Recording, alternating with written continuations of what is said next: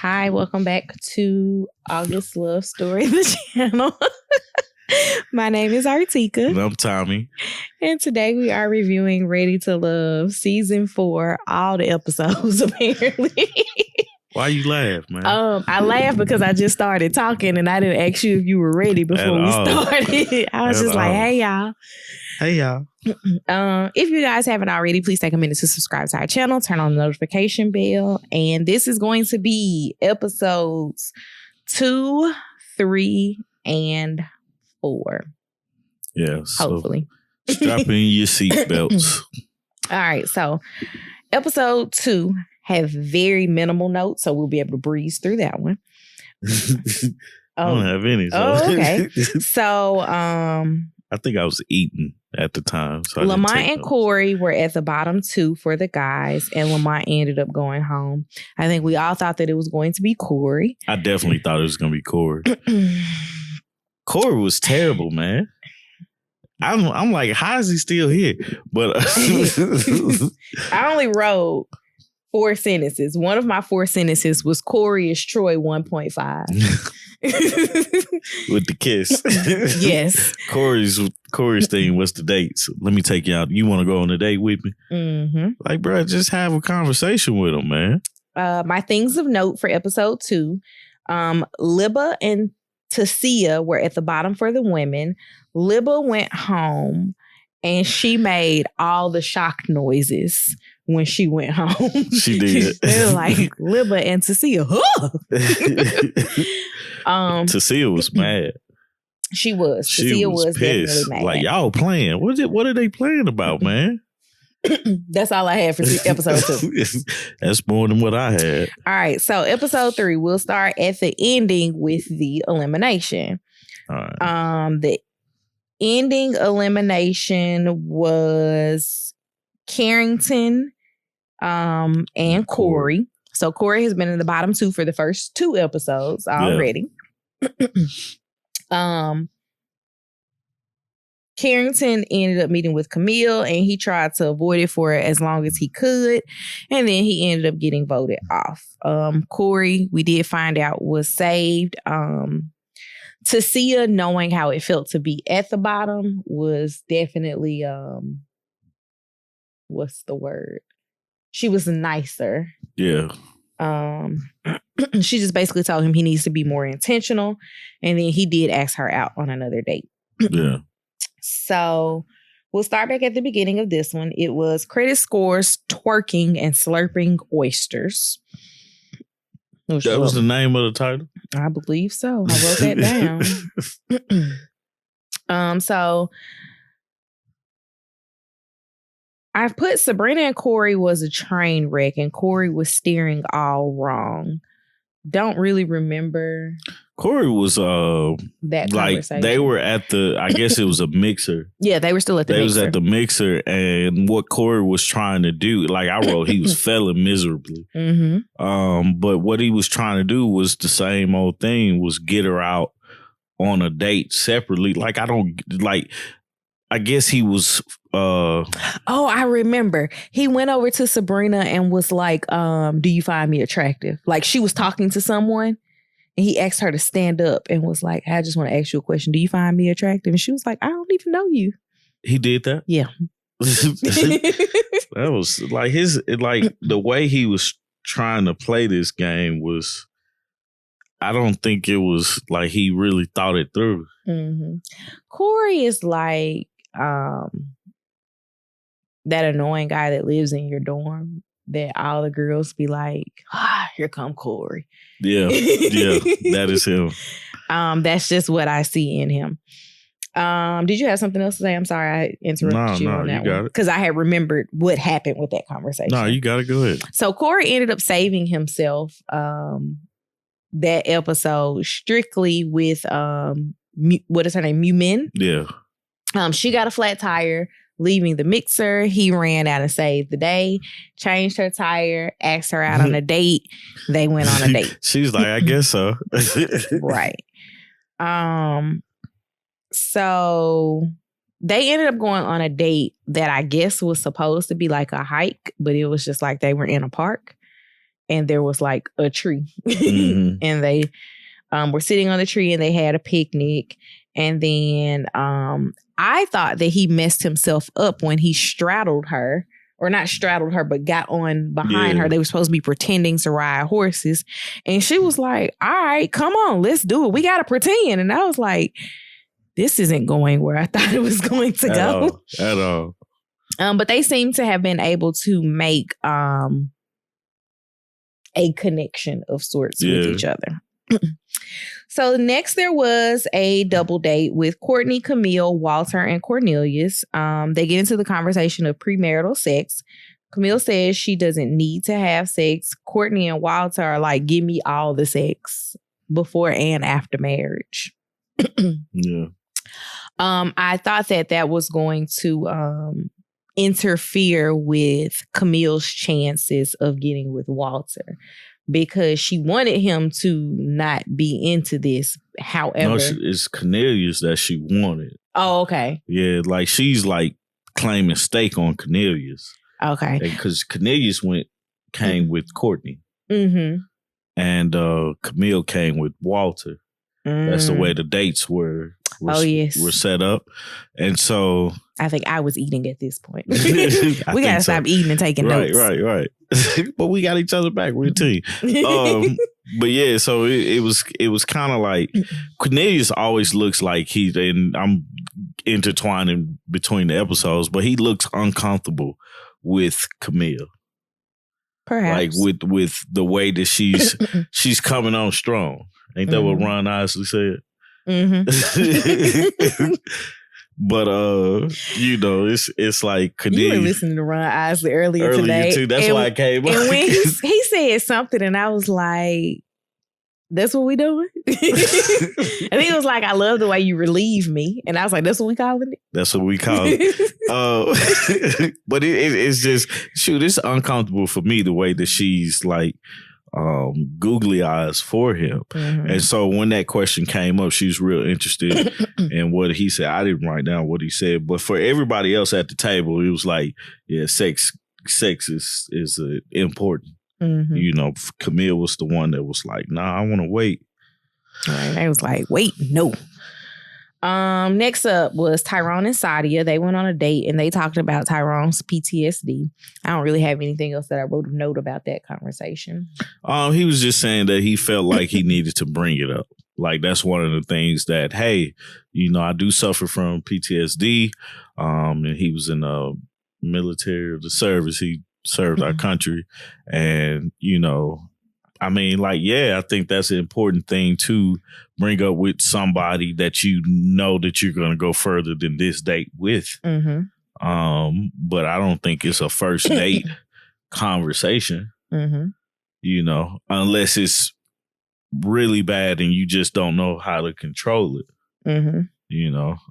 It's definitely something to talk about if it comes up in conversation, but it wouldn't be one of those things that I'll just be like, this is what I'm going to talk about. Because all of us know, like, okay, I'm going to go through this, and this. And then if I get to this point, I'm going to talk about this. Yeah. Next up, I have Aisha and Carrington went on a date on U Street. He said because of his past business as an event planner, it made it hard to date and he had a lot of situationships. I was like, you were a party promoter who was having sex with the girls at the club. Let's call it what it is. Yeah. I said she saw directly through that. She did have a conversation with him that she was married from the age of 19 to 31, and she had to go through therapy to heal herself and her kids post-divorce. So she's a very big advocate for going to therapy, figuring out what your triggers are, and being a better version of yourself. So, like, I'm happy that she had that conversation with him. And I'm also happy that she saw through the whole situationship situation. Yeah. Because let's just indeed call it what it is. She also asked him if he had cheated before. And he was like, he hadn't cheated because he didn't have a girlfriend. Can't cheat if you're not in a relationship. That's absolutely true. People use that same logic. And it's not a lie. However, why haven't you? Why, like, when people say that, or when he said that, I thought, well, why now? How many of these girls thought they were your girlfriend? That too. Because that's usually what happens. But then you have to ask, why did they think that was your girlfriend? Because he always get me in the parties and then he spend the night at my house. Stop it.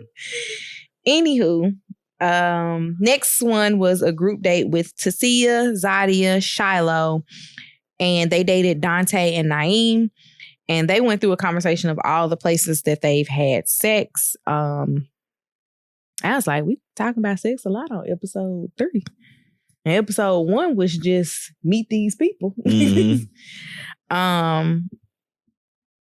I didn't really have anything for that conversation. I feel like everybody laid it out on the table that I'm going to halfway talk about this, but not really. And I'm like, yeah, I don't really feel like that's a conversation to have in mixed company. That's how Tasia looked at it. Everybody else kind of talked about the different places and stuff like that. But Tasia was like, it's between me and the person that I'm having sex with. Right. She actually went on a date with Carrington, I think. No, I'm thinking that might have been next episode. Yeah, I think so. Yeah. No, it was with Corey. Yeah, that was when the elimination. Oh, okay. Yeah. I hate doing these like episodes all together. It's okay because we're almost done with this one. Go ahead. So the Ladies Lounge gets together because they got to eliminate somebody. We did find out that they eliminated Carrington. Aisha was in a car accident and she missed the Ladies Lounge. And Phil was actually the person that went to help her out. When they were talking about who was sparking with everyone and who was at the bottom, they did say that Cornelius was sparking with everyone and Corey and Carrington were at the bottom for all of the ladies. I think that Mumin was the one that definitely saved Corey. Oh, yeah, for sure. Because of the gentlemanly act of helping her change her flat tire. Mm-hmm. Carrington was just, again, the party promoter. That's how it came off. That's what it is. That was it.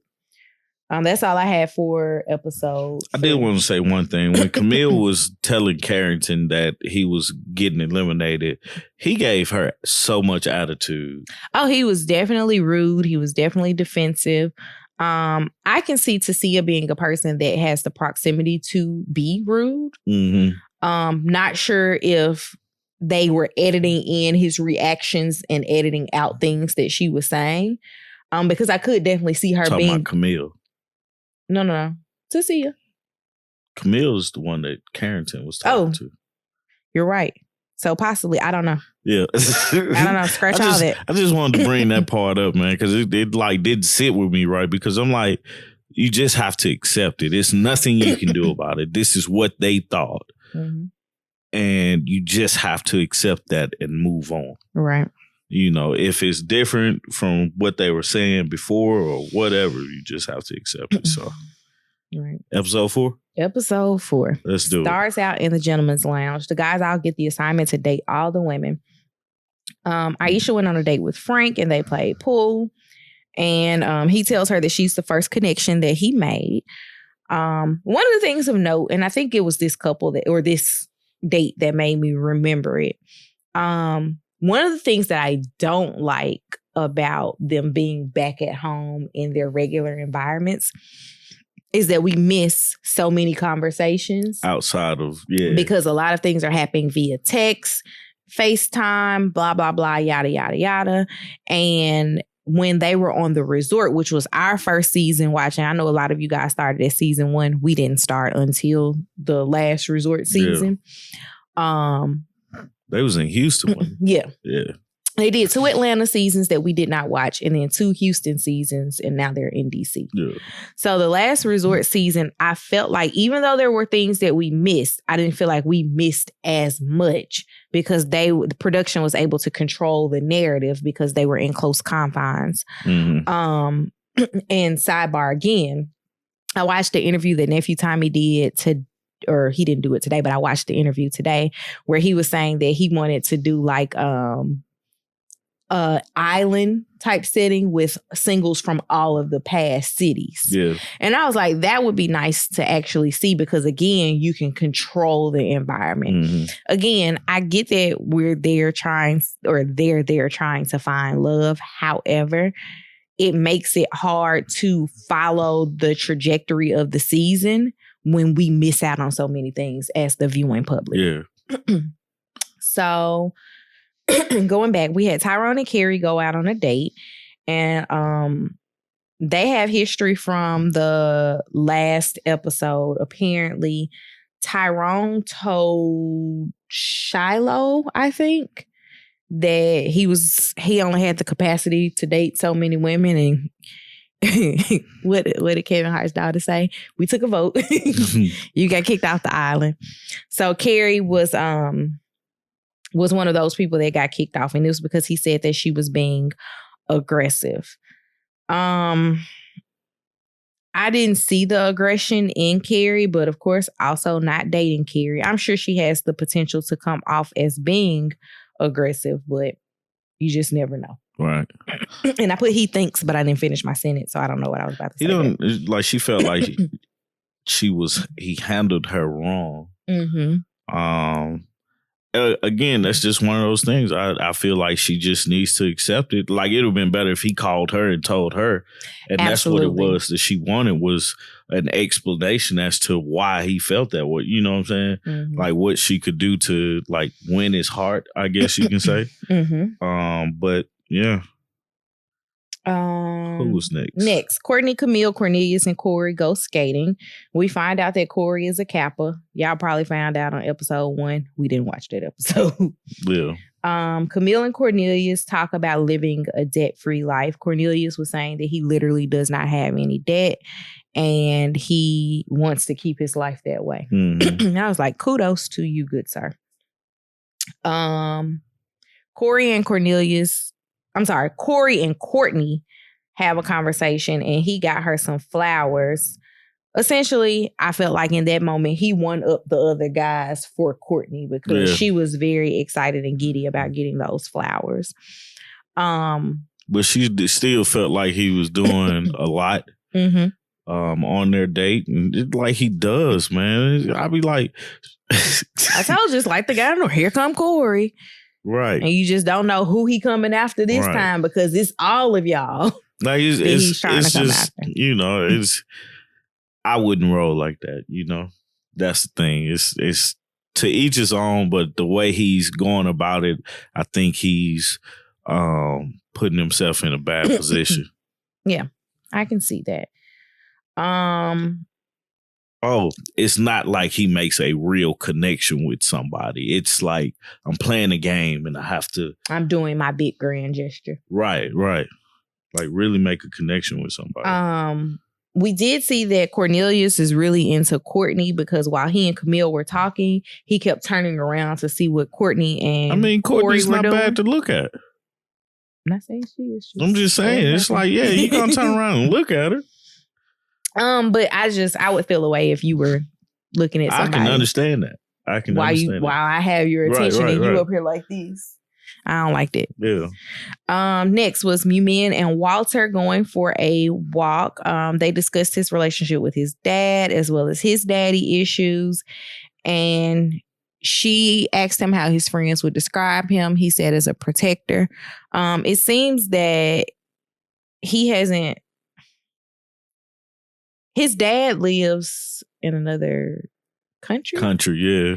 And he's like, I don't see my dad. My dad and I are Facebook friends. I released all of my anger and frustration to my dad in a letter, and he was like, I'm at your sister. What did he say? I'm at your sister's house. Yeah, cool. I'm at your sister's house. So he doesn't have relationships there. I wonder if he has a relationship with his siblings, though, from his dad. Because, like, I look at my relationships with my siblings by my dad. That was not at the fostering of my dad. That was the three of us choosing to have a relationship with each other. Just makes me wonder how I get that dynamic is.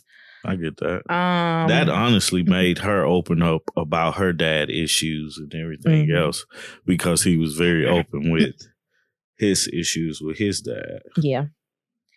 Next, I had Carrie, Dante, Shiloh, and Phil going out on a workout date. Phil and Shiloh go chat while Carrie and Dante talk. And Carrie was asking questions to Dante that I felt were not open-ended enough. Yeah. She definitely was asking him things that could give yes or no answers instead of tell me about or asking specific questions about specific things. And I know that's difficult when you first meet a person, but if you only ask open-ended questions, if you only ask questions that can give you yes or no answers, you're not going to get too much more from that unless the person is just willing to pour out those things. And, have a conversation with you. I said in my notes that this is the conversation that got her eliminated. Because Carrie is the one that got eliminated. Mm-hmm. But, I felt like this was such a jagged conversation and it didn't pull the interest. Like, usually it's the other way around. Mm-hmm. Like, the man is asking all the questions, trying to get to know the girl and everything like that. But I noticed like they wasn't showing where he was asking her questions or even holding a conversation with her. And the fact that wasn't happening, I was like, something's wrong here. Yeah, it was like, oh, I've been trying to get a date with you. I'm here now. Right. you got one. What's up? Let's talk about it. I think Phil and Shiloh's conversation, like that was the thing. It was like it was paired with Phil and Shiloh's conversation, which they talked about sensual energy. I didn't remember that conversation. I don't think I wrote a note about it at all. Yeah, she's a very sensual person. And of course, a man is going to pick up on that and be like, all right, cool. I like it, But they had a really, really flowing conversation. I don't really know what they talked about. Let me see what else. But that's what them going from that conversation to Carrie and Dante is who she was talking to. That's what I was like, this conversation is like pulling teeth. Right. But yeah. After that, we saw Crafting Cocktails date, which was Naeem and Zadia and Tasia and Frank. Naeem and Zadia made a cocktail called Love in Chocolate City. And Tasia and Frank made To See Her After Tasia. Naeem and Zadia seemed like they were actually like communicating, having a decent conversation. And then we got to Tasia and Frank. Frank mentioned in the gentleman's lounge that every question that he asked Tasia about herself went back to work. Yeah. Like there was nothing that she could give about her actual self. Everything was just, at work I do this. Like it was more so of, I left corporate to start my tech startup. Mm-hmm. I can understand that that's what like you're proud about and and everything like that. But you have to have more to bring to, like, how does someone get to know you when that's what you take it back to? Mm-hmm. Now, who was it? Frank? As the conversation, piece moving on, you have to, like, I would have pointed that out. Mm-hmm. Like, why, you talk about you leaving corporate. I understand that, but, pointed it out. So therefore, she would think about it because two things are working for him. You're leading the conversation, and then also you have the power to send her home. Mm-hmm. So it's like you're in a comfortable seat if you're looking at it from that standpoint. So you can point out things. It's like, hey, this is not helping me get to know you. Right. But it might also be, I don't want to get to know you. That too. So there's that. After these conversations or after that date, we went to the man cave or the gentleman's lounge. They talked about connections. Corey said Mumin and Courtney. Tyrone said Sabrina and Shiloh. Cornelius said Camille and Courtney. Walter said Mumin and Naeem said Zadia. And then they went through the list of who they're not feeling. Frank said Tasia. Naeem said Tasia. Tyrone said Carrie. And Cornelius said Sabrina. So then they brought Carrie and Tasia to the bottom. Naeem and Carrie went on a date. Cornelius and Tasia went on a date. And Carrie was eventually sent home. So at this point, we are at episode 4, and we've had Tasia be in the bottom 2 twice, Corey be in the bottom 2 twice. And I think that's the only ones that have been repeat offenders because the other person that they were up against went home both times. Yeah. This season so far, and we're at episode 4 and we're going to watch episode 5 tonight, it hasn't, partly because I think we started it too late, because we didn't watch the first 3 episodes in real time with you guys, as they aired. We kind of just binge watched everything one night. And this season isn't as exciting. I don't know if that's the right word to use. I don't think that's the right word, but I get what you're saying. I'm not as interested. Yeah. That's the word. I'm not as interested.